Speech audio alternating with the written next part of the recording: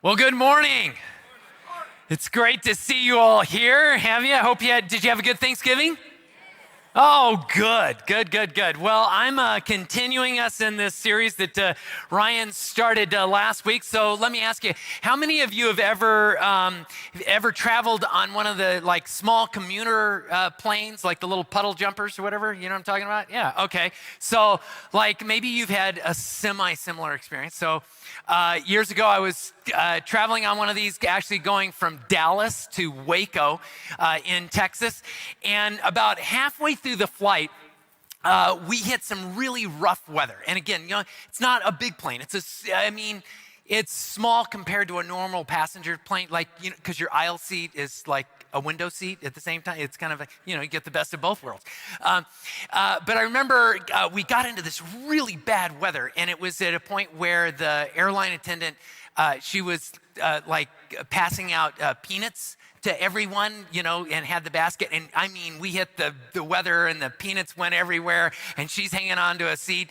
And I was like one of the last passengers to get my peanuts. I hadn't gotten my peanuts yet, but she looked at me like, if I step over there, I'm gonna go flying someplace, because the weather was bad.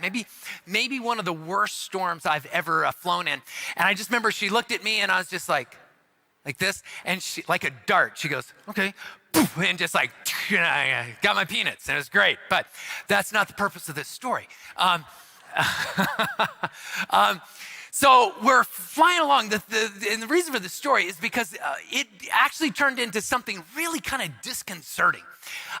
This was way before 9/11, and so you could look right in the cockpit. The pilots decided that they were just gonna leave the doors open so you could see them as they were flying. And I remember sitting there, and as we're getting into this bad weather, they've got, both hands on the stick, and they're like flying along. And then as we get close to our landing, this discussion ensues between the two pilots, and I'm watching this, and I could hear just a little of it, but they were not in agreement on what to do next. And so they got into this discussion that kind of turned into an argument, and I could tell all the other passengers, 8 of us maybe, and we were just like, this doesn't feel very good, and this seems like really serious, because the airline attendant, when she went and sat down, she buckled into a NASCAR or something. I don't know where she had buckles and straps and everything else, and she's in there like this.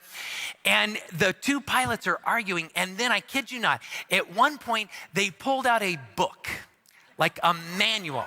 And I remember thinking, why? You should be past this. I'm not driving down the freeway somewhere at the time going, man, I don't know what to do next. Hey, hon, can you open up the glove? Give me that book that's in the glove compartment. I need to, we're going to set the cruise control while we figure out what to do next. And they're going through this book, and it was like a little 3-ring binder or whatever, and they're flipping through it. And apparently the argument was over, there was a little black wheel that sat between the seats that they would operate back and forth like this. And they were arguing over this thing, and they were going over the book, and now they're arguing over the book of what to do with this wheel. I don't know what this wheel does, but it seems really important. And now we're getting close to our landing, and they're going through this whole thing. And you just feel like, is this gonna be okay? And finally they get through this thing, they put the book away because we're coming down to a landing. And the storm is like we flapped our way to Waco in this thing as the wings are shaking and it's coming down.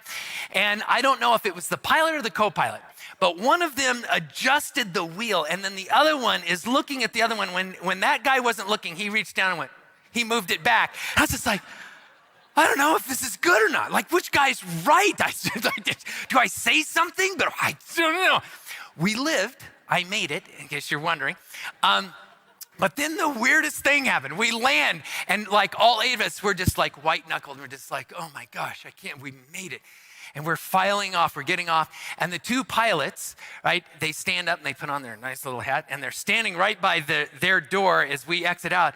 And they say to me, hope you'll consider flying with us again sometime on your next flight.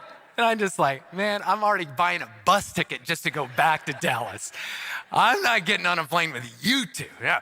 Now, watching them argue, watching the, just the discord between the two, right? My apprehension about getting back on an airplane wasn't over whether or not we hit a storm, right? I've been in storms, in flights, you probably have too. Like, my feelings of like, I don't really feel like flying with you guys again, it was over how they were interacting with each other in this, right? My lack of trust was connected right there. Not the plane, not the storm. It was the discord between the pilots. Like, there was no unity there at all. So when they said, would you like to, and I can say the name of the airline because it doesn't exist anymore. Don't know why. We hope that you'll consider flying with America West Express, I think was the name of the airline. I was just like, well, I don't know. Because the lack of unity, right, affected how I felt about trusting them again. Like, there's this deep connection between unity and trust. Unity and trust, they have this deep connection. And that's what I want you to think about that here today. Because if there's no unity, it's hard for an outsider, it's hard for even an insider to build a sense of trust when there's not some sort of unity there. And I bring this up because, in a real way, this is a problem for Christianity in today's world, isn't it? Like we feel that discord and some of the things that are going on. And the question is, what do you do when the group that is supposed to hold the hope of the world can't be trusted? Like, what then? And I think that's what I want us to think about as we dive into this passage today. Now, Ryan started us off last week, and he started us off in Philippians chapter 2, and we're going to do the same thing today.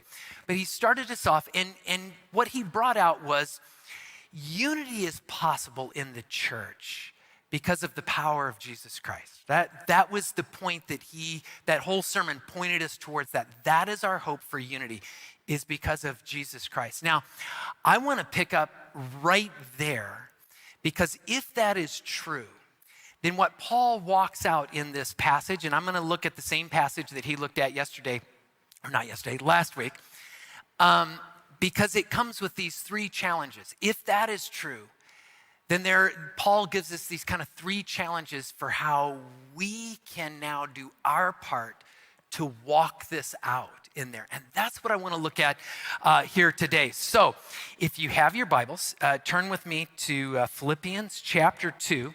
And I want to begin with verse 1 again. We're going to read verses 1 and 2. He says this: if you have any encouragement from being united with Christ, if any comfort from his love, if any fellowship with the Spirit, if any tenderness and compassion, then make my joy complete by being like-minded, having the same love, being one in spirit and in purpose.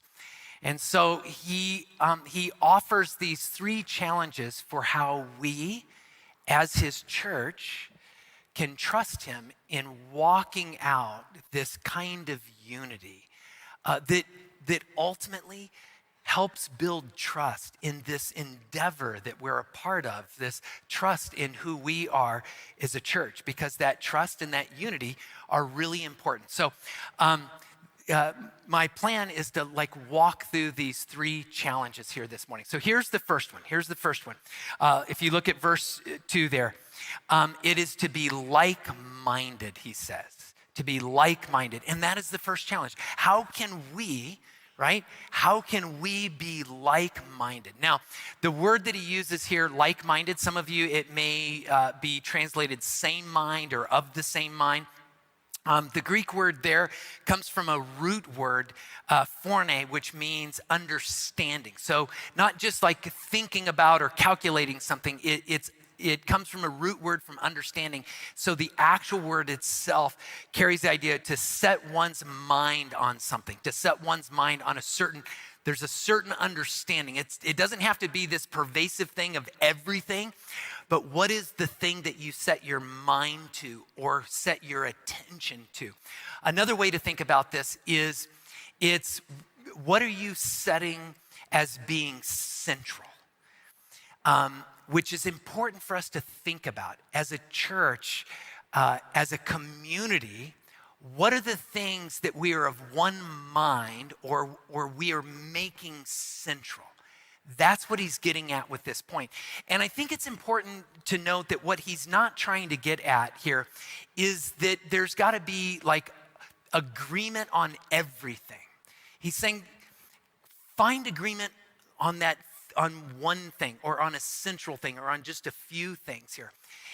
Because, and this is important, there's a difference between like-mindedness and sameness. Sameness is like we've got to have agreement on everything. Like-mindedness is what are the things that we've intentionally put our mind to intentionally? And you see this in relationships, right? If a relationship has to have sameness, it's in trouble because it's all over the place. We see this with all kinds of relationships. I think about Angie and I. We are so different in so many different ways. I am an extrovert through and through. She is an introvert through and through. It comes out in even like how we like to vacation or how we see the world. In fact, Angie and I have been going on vacation over to California from time to time for a long time. And I remember even like when we were first married, we would like travel over to California because we both love the beach. Only we see that differently. Like I go to the beach because it's the thing I walk across to get into the ocean, right? Because I want to go surfing and boogie boarding and swimming or fishing or like I want to go do something. I want to get wet. I want to get in the water. Angie goes to the beach and she stops on the beach. And then she just like lays out a towel and she'll just sit there, right? She'll take her favorite book and then just put it over her face as she takes a nap to shade herself from the sun. And like, I'd always be like, come on, you get in the water. Like you need to do something. Like you didn't come here all the way to just sit on the beach. And she's like, actually I did. That's what I want to do. And we would get in arguments over this. And I try and talk her into getting in the ocean and do stuff. And she wouldn't want to do that. And so it might surprise you. We were like, we should see a counselor because we need it, right? And we did. We did. And it was really good for us, right? In fact, there was a moment when our counselor was like, so here's what I want you to do. I want the two of you to think about what are some of the bedrock things that you both desire and want in this relationship? Like what are those deep, central bedrock things that you would both want, right? And it was interesting as we worked through that. We were like, okay, we want a partner in life, and there are certain things. We want to have partners, we want to have mates where there's a high level of trust. Like that became really important as we talked about. We want to be able to trust each other. We talked about we want to have joy. We want to, as we build this life together as mates, we want to, not that life isn't going to be hard. Like we understand life is going to be hard and there's going to be difficult things and there's going to be pain. But wouldn't it be beautiful if we were intentional about trying to bring joy into this relationship in different ways? And all of a sudden we started going through and we just had a few of these things where we're just like, these are the things, right?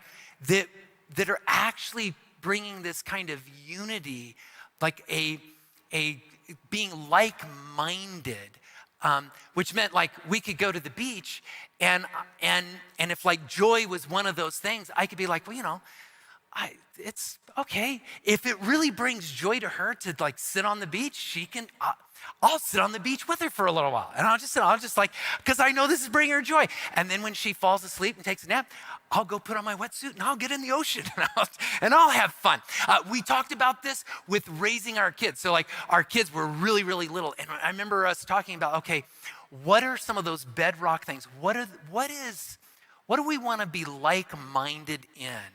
as we seek to raise our kids. I remember we talked about things like, well, one, we just want them to become self-functioning adults someday. Let's set the bar really low. Like that'll be one of the goals, that we want to see them become individuals that are adults. But we also said, you know what? We want to be bonded to our kids relationally. Like we want to get past like all of the things. Okay, you're going to achieve this, or you're going to do this, or you're going to behave this way.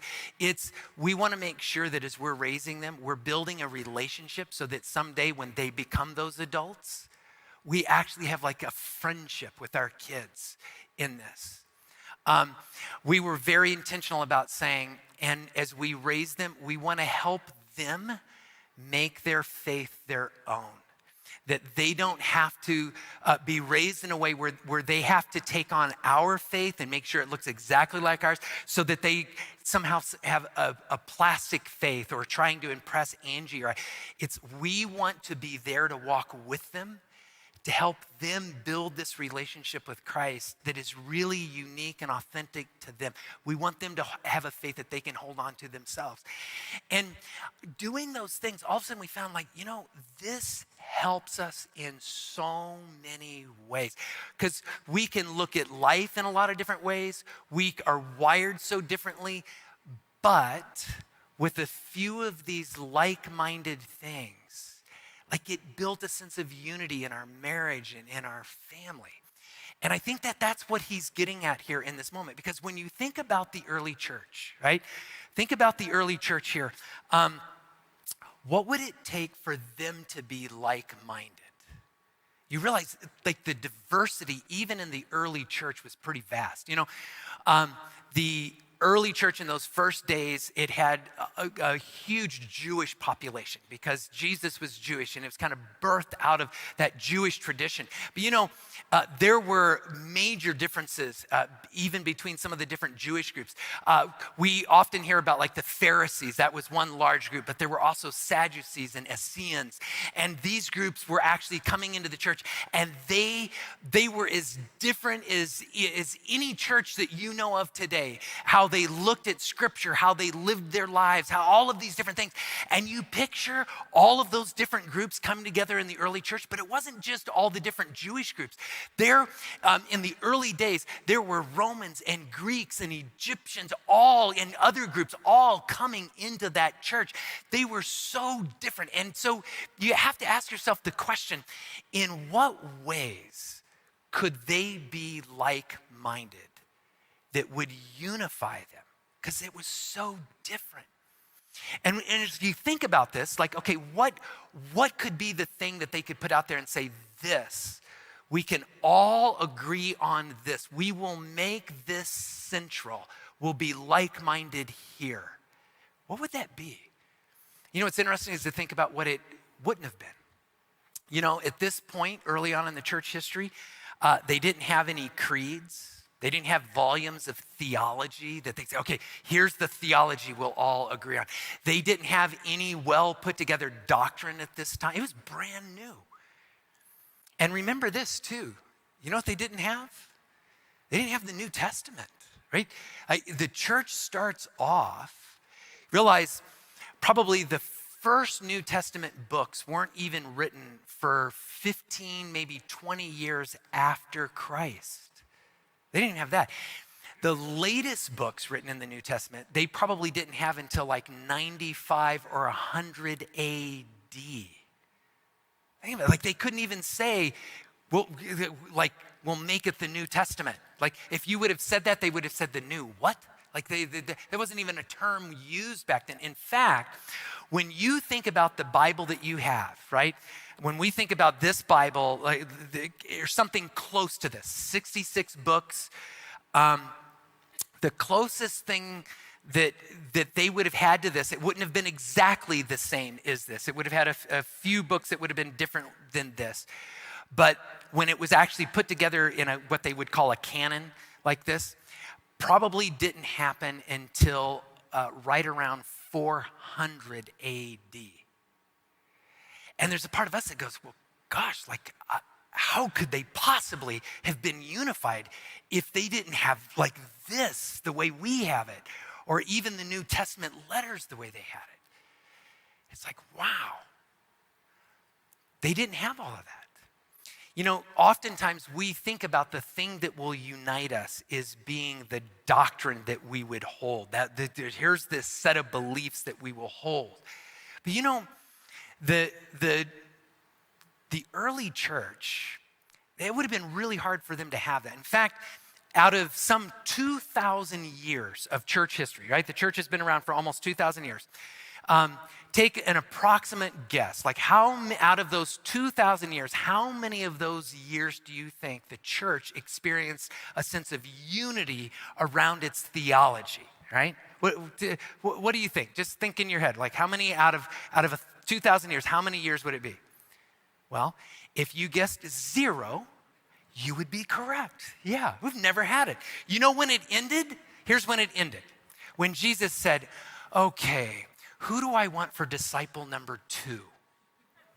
And it was over right then. When Jesus picked disciple number 2, it's just, that all went out the window. The disciples were disagreeing, and they just said, we've never had it over unity or doctrine or those things that we tend to go to for those.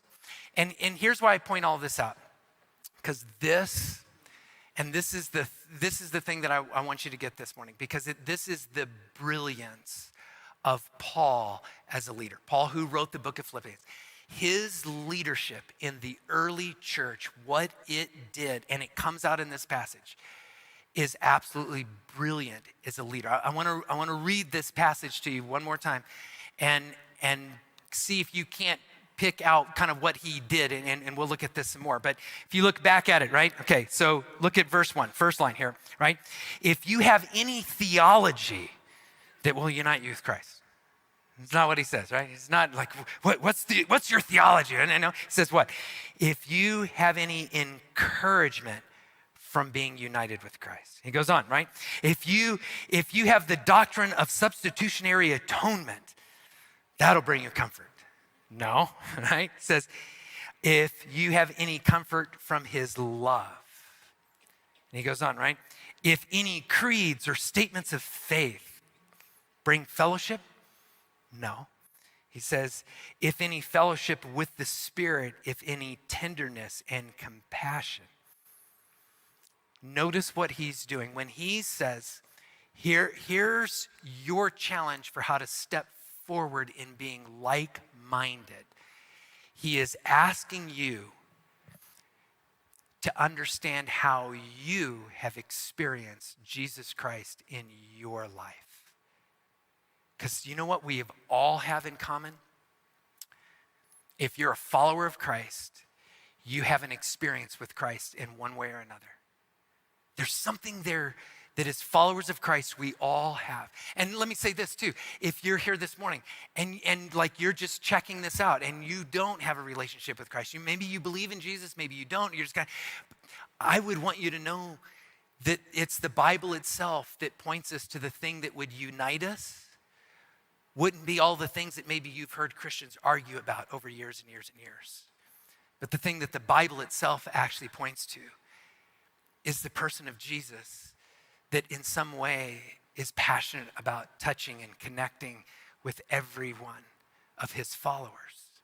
See, we all have a connection back to Christ. Let me ask you this question. Like, think about this. If you've been baptized, think back when you were baptized.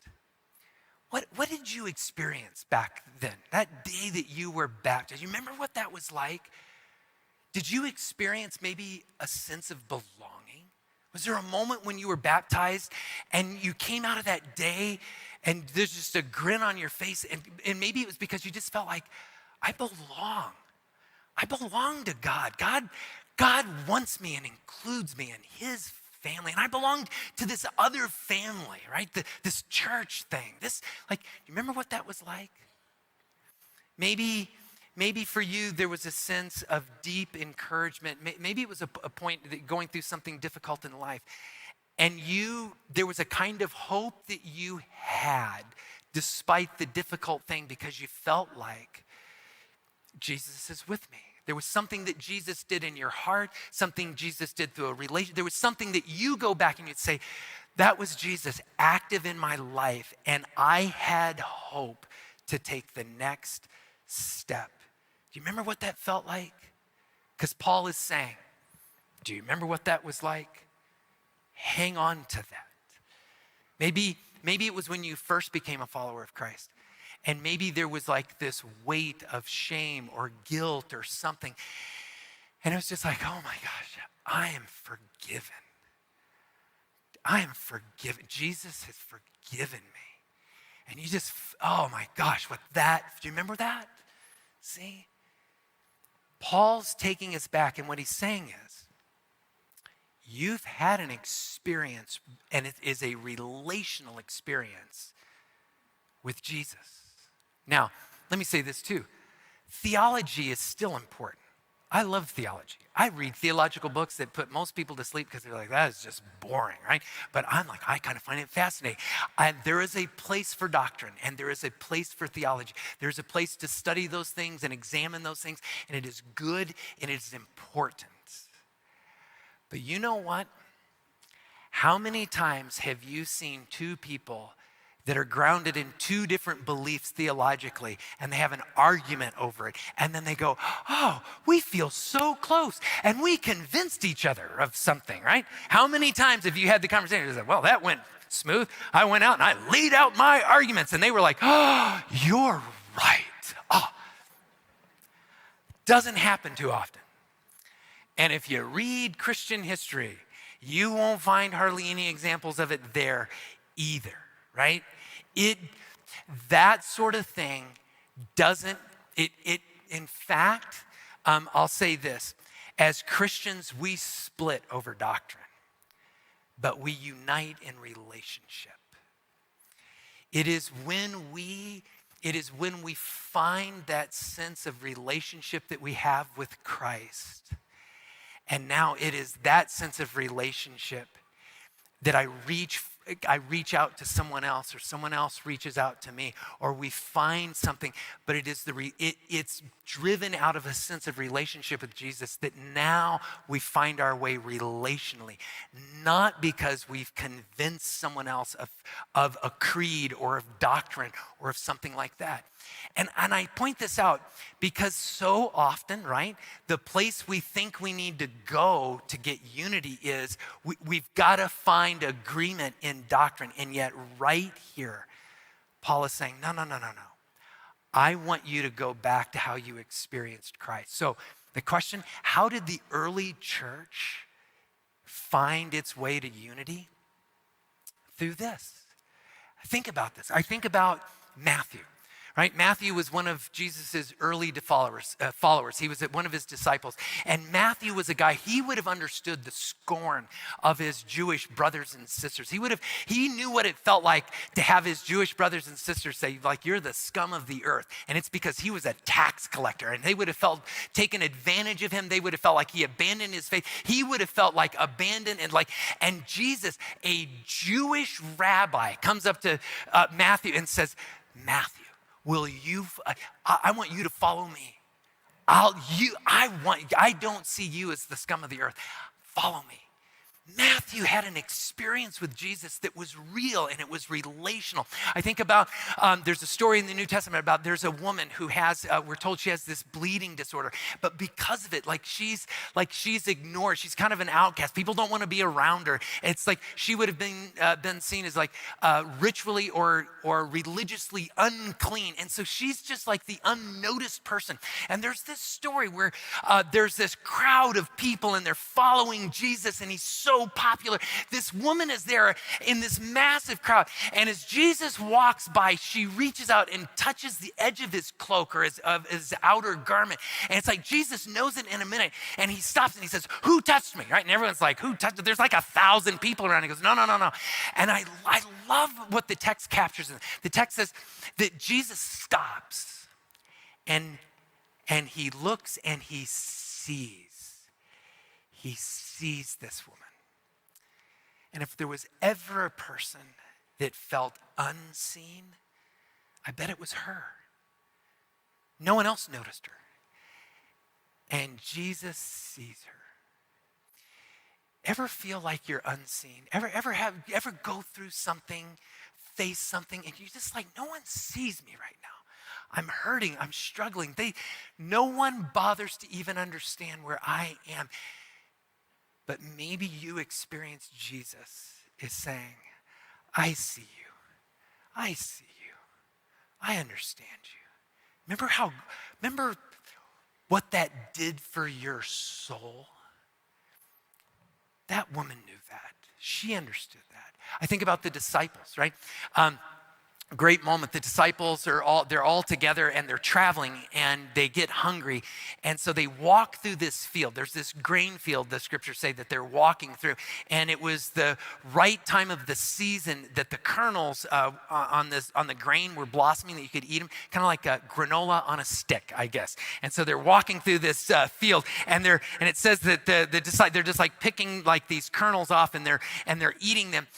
Only there's some religious leaders nearby, and these religious leaders see him doing this, and it's like a gotcha moment because it's the Sabbath, and this is against the law on the Sabbath to do this, right? And these religious leaders are like, aha, like your disciples, Jesus, they're eating that grain. They're breaking the law.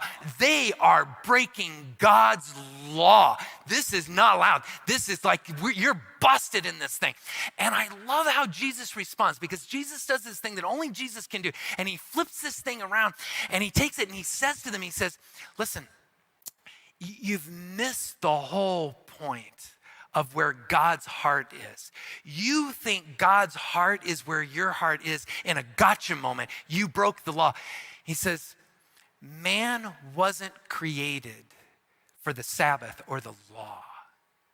See, you've made the law more important.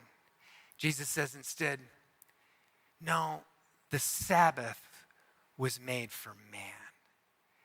And you just picture all those disciples out in the field and they're like, gosh, just like, and all of a sudden Jesus makes this point with the religious leaders that carries this notion that they're important, that they matter more, that people matter. Like they experienced that. That was a real experience.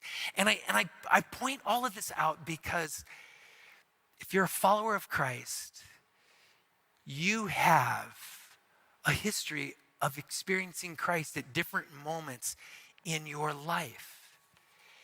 And what would it be like, right? What would it be like if a church said, you know what we want to make central? You know what we want to become like-minded in is this. We want to become like-minded in living out how we've been treated by Jesus. If we could get in touch with the encouragement, with the sense of fellowship, if we could say, you know what, we want to make these things central. We understand what it is to experience the tenderness of Christ, the compassion of Christ. These are the things. And as a church, what if we say we want to make those central. We want to be like-minded, and this is what we want to live out in these moments. What if I said, I want to live that out with you and you and you? And what if you said, you know what, I'll join you. I want to be like-minded in that, and I'll live that out with this person and that person, and I'll live that out with you, Glenn. Like, what if this became one of those things that we became like-minded in embracing that? What if that became the mindset, see? Because you know what? People can join in. This is the thing, that doesn't push us away. That pulls us together. And I say this because, here's the thing. Our tendency, when we feel that rub, when we feel that thing that wants to pull us apart, the place we most often want to go is, we want to go back to beliefs, theology, and doctrine, and we want lots of them. And we want everyone else to be at the same place we are on that. But that rarely works.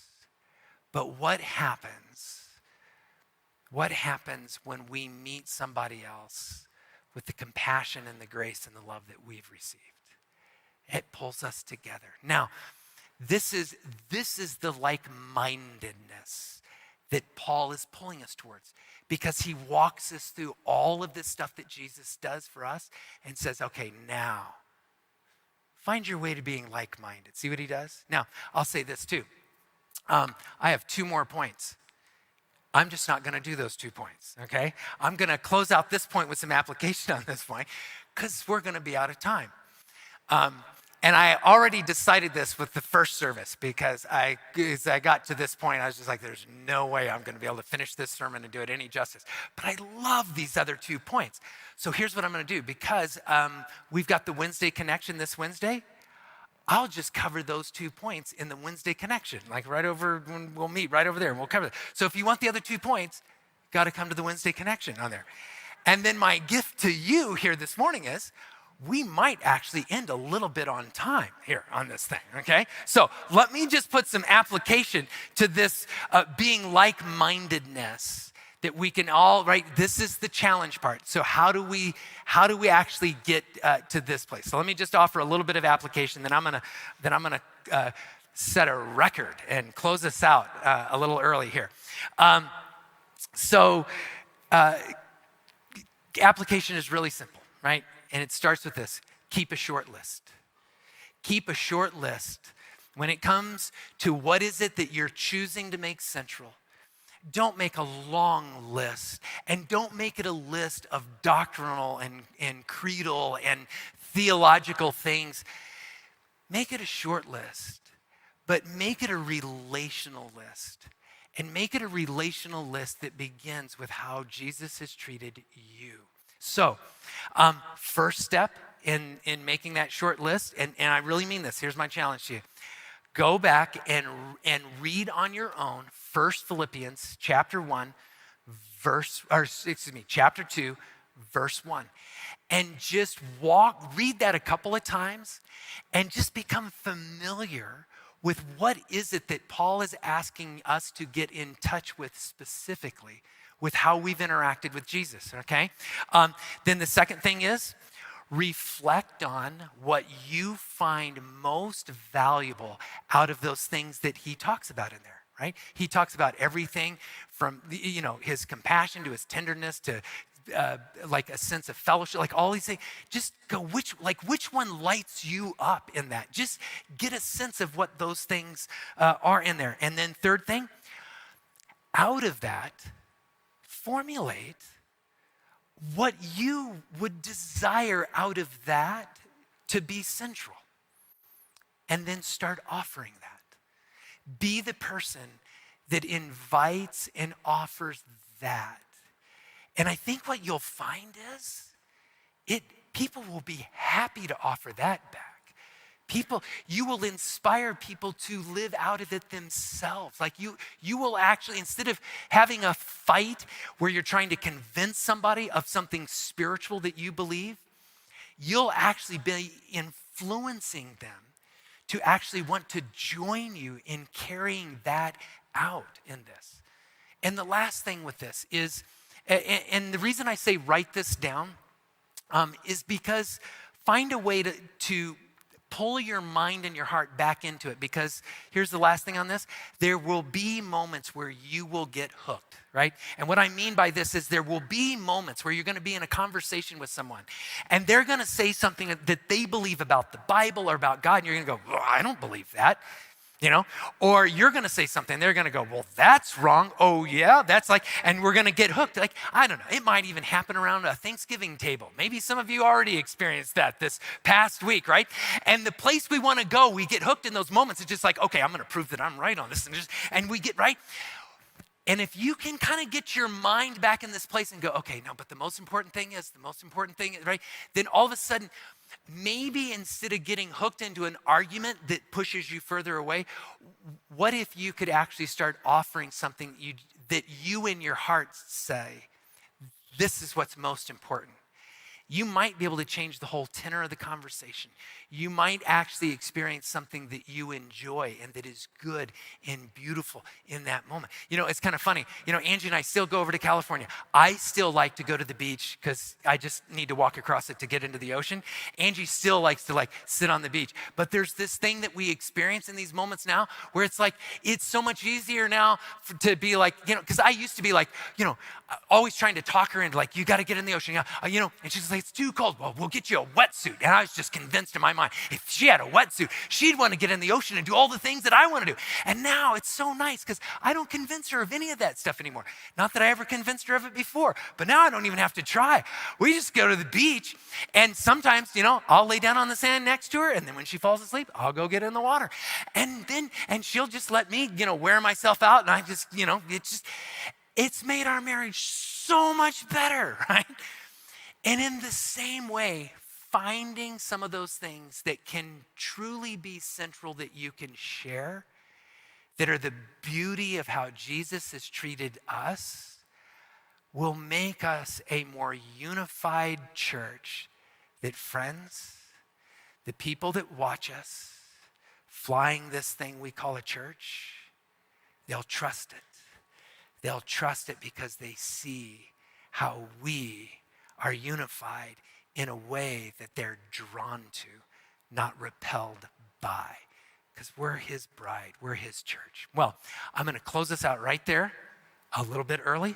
And if you have kids in the children's ministry, just maybe linger here for a few more minutes because they're not used to me ending at this moment. And they're probably still have your kids and something going on in there. So just be a moment you can hang out and get to meet maybe a few more people. If you're new here this morning, it is so good to have you here. I'm going to be right over here. And if we've never met, even if you've been here a long time and we've never met, I'm going to be right over here. I'd love to just shake your hand and welcome you here this morning. Why don't you stand up and let me close us in prayer this morning. Let me pray. Father, we just thank you for what a good and beautiful God you are. And we thank you so much for how you have treated and related to us. And may that inspire us in how we treat one another in the world around us. And we pray this in your son's name. Amen. Have a great Sunday.